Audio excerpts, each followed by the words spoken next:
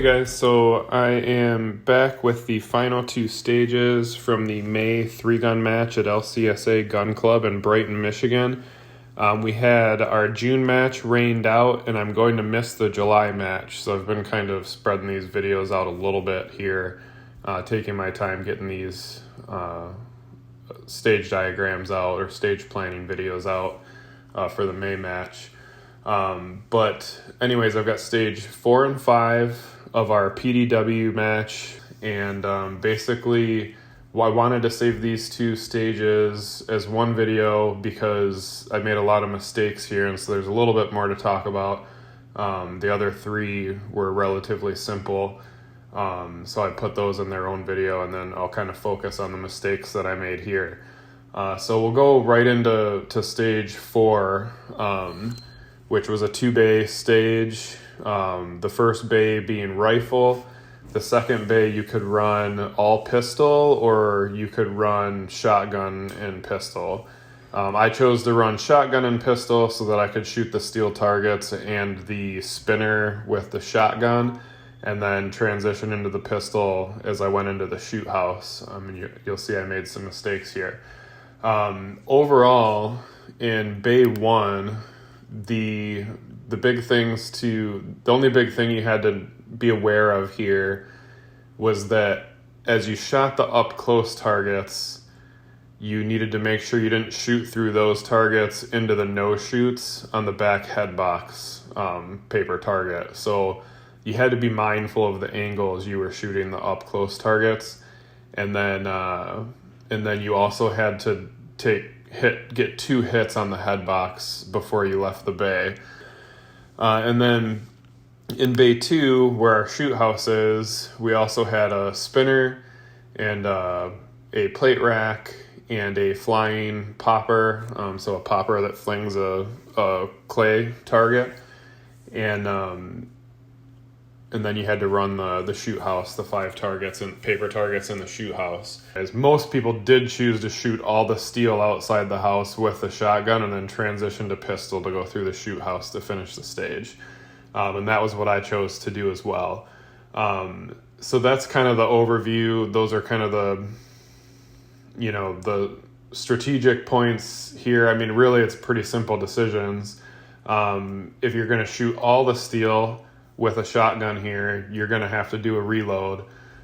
So I'll kind of go through my plan with that as we go through the stage. But that's kind of the overview. So back to bay 1 and how I shot it. Again, this one's pretty simple. You can see my struggle with a 300 blackout that I don't shoot very often. I did choose to shoot the head box as my last target from the far right in box 4, and I believe I missed one there. I can't remember for sure. It's been a while now, but I think I hit one in the head box, and I might have missed one a little low, but I didn't hit the no shoot, so I might have pulled it low and right, I think might be what happened. But anyways, pretty clean. Just went from left to right on the paper, ran back after shooting the head box to dump my gun in the center, and then ran to bay 2. So in bay 2, picked up my shotgun, and I had really planned on shooting the steel off to the right of the spinner, and then the flying clay popper, and then I wanted to do a load 8 and hit the plate rack, and then depending on how clean I went through that, probably another load 4 to start shooting at the spinner, to finish with the spinner. You'll see in the video that instead of doing a load 8, I only do a load 4. And so I get through the plate rack pretty clean, but I ran the gun dry, and I didn't expect to have done that. So when I went to load a few more rounds to do the spinner, I didn't realize my bolt had locked back. And you see just a huge amount of time lost here fumbling a reload because I went to do a quad load and my bolt was locked back. I couldn't put any rounds in the magazine tube with the gun in that condition. And then I didn't use my stage saver. There was all kinds of mistakes here once I hit that one little snag. And so I fumble a reload. I end up just dropping those rounds and clearing the, dropping my bolt and finally doing a load 4. And actually, I might even have done a load 8 at that point just to make sure I had enough rounds to get through the spinner. Knocked the spinner over, and then with all that happened, I forgot about the shoot house. So then you kind of see me pause for a second before I realize I have to run through the shoot house. So overall, I did finish, and I shot the shoot house well, and did that fast. But you can see how one mistake, which was instead of doing a load 8, I accidentally only did a load 4, and then the whole rest of the bay was a total disaster. For someone relatively new to this like me, it's really hard to recover from a mistake like that in the middle of a bay while you're on the clock. So problems tend to compound when you're on the clock. So you really have to know what you're doing with your reloads and hit those reloads well, so that you can kind of just move on through the bay or through the stage and not do what I did here. But yeah, so I think I had a good plan. I just didn't execute it. So I'll go ahead and roll this footage in of this stage, and you'll kind of see me go through and some of my struggles and stuff here. But that's stage 4.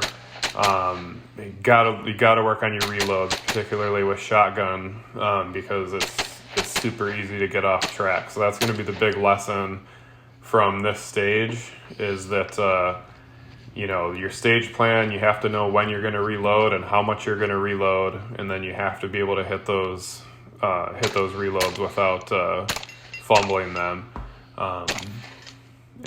So you'll see that here, and then we'll move on to stage 5.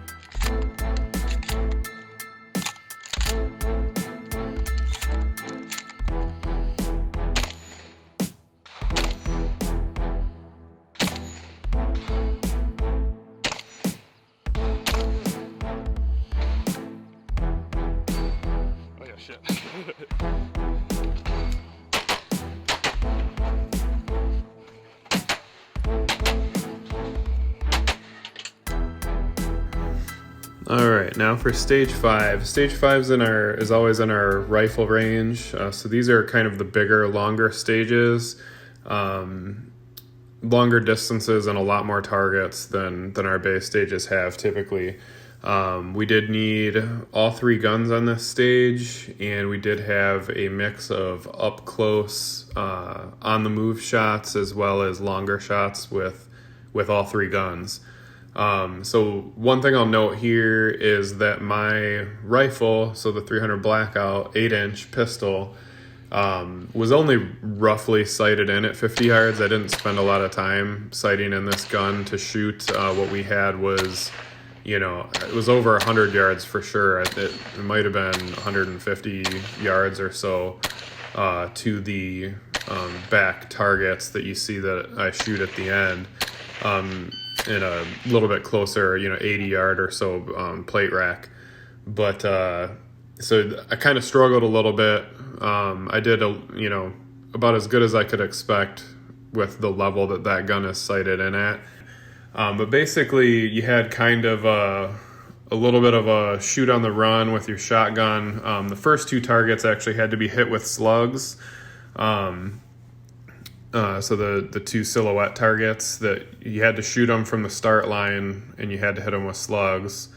And then from there you had some bonus targets in this stage. So the 2 clays out to the far left were bonus targets. You didn't have to shoot at those, but if you hit them, you got, I think, a 5-second reduction in your time for each one that you hit.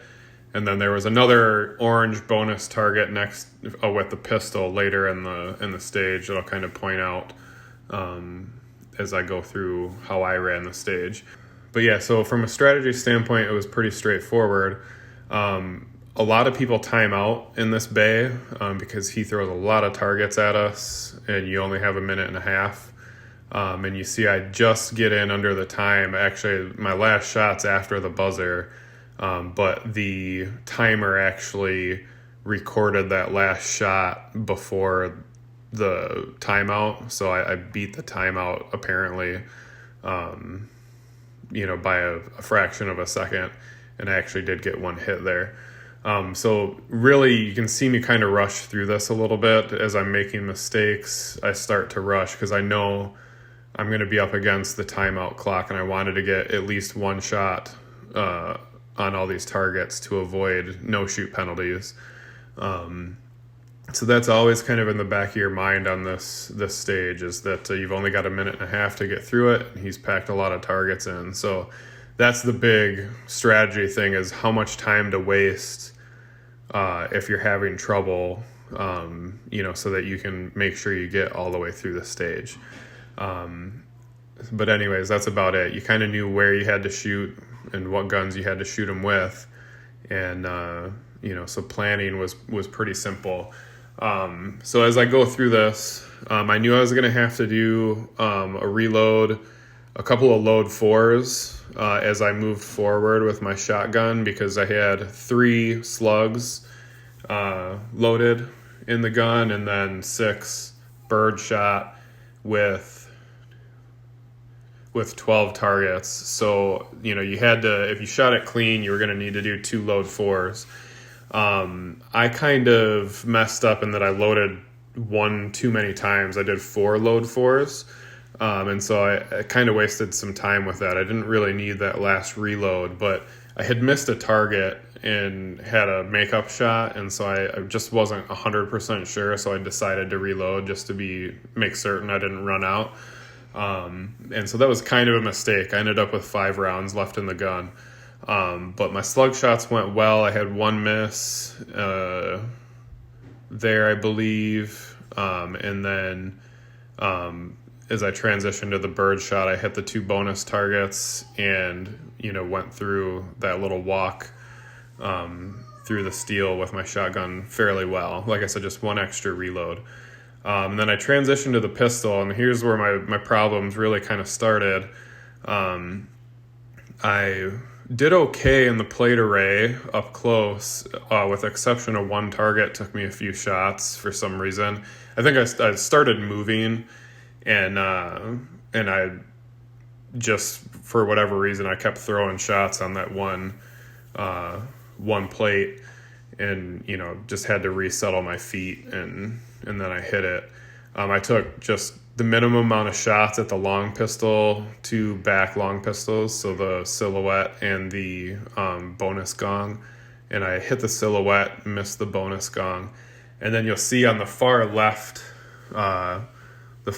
steel targets with the pistol, I hit the first one on the first shot, and then I probably threw 8 rounds or something like that at the last one, and like I said, I nicked it twice and it just wouldn't fall, and finally just said, hey, I got to move on. I can't keep wasting time here. I'm not going to finish. So I transitioned to my rifle.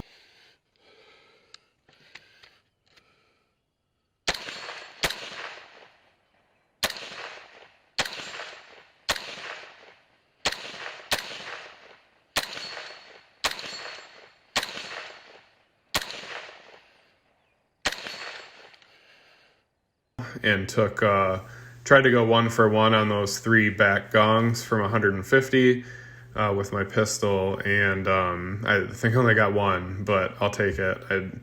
I wasn't sure I was going to be able to hit any of them with the way my scope was set up, or my red dot was set up. And then you can see I apparently just barely got that last round out before the timer went off. So even though I didn't beat the buzzer, they said I got the last shot in there, and I believe that's the one I hit, was the 3rd one. So they gave it to me. Whether or not I deserved it or not is hard to say. But anyways, so that's this stage and how I ran it. Really, my lesson learned here would be I really have to work on my pistol shooting with steel. I'm pretty good on the paper targets. They're usually up close and you've got a nice big target there. But I've really got to work on my precision as I try to move fast with steel targets with my pistol. That's going to be kind of my biggest goal moving forward, is to be able to knock down steel plates more consistently. But anyways, that's this match. I'm not going to have a lot of 3-gun content, shooting content over the next month or so. But I should be shooting in a 2-day match that's kind of the de facto state championship here in Michigan at the end of August. And I'm really hoping I can get my schedule straightened away so that I can shoot that match. And as always, all my shooting footage is shot with my AimCam Pro 3K shooting glasses. They're the best point of view action camera glasses on the market as far as I'm concerned, particularly for shooting.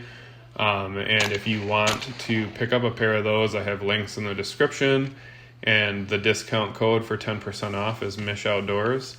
But anyways, I'll be back with some product reviews and some stuff like that coming up. And like, subscribe, share, and all that fun stuff. Thanks.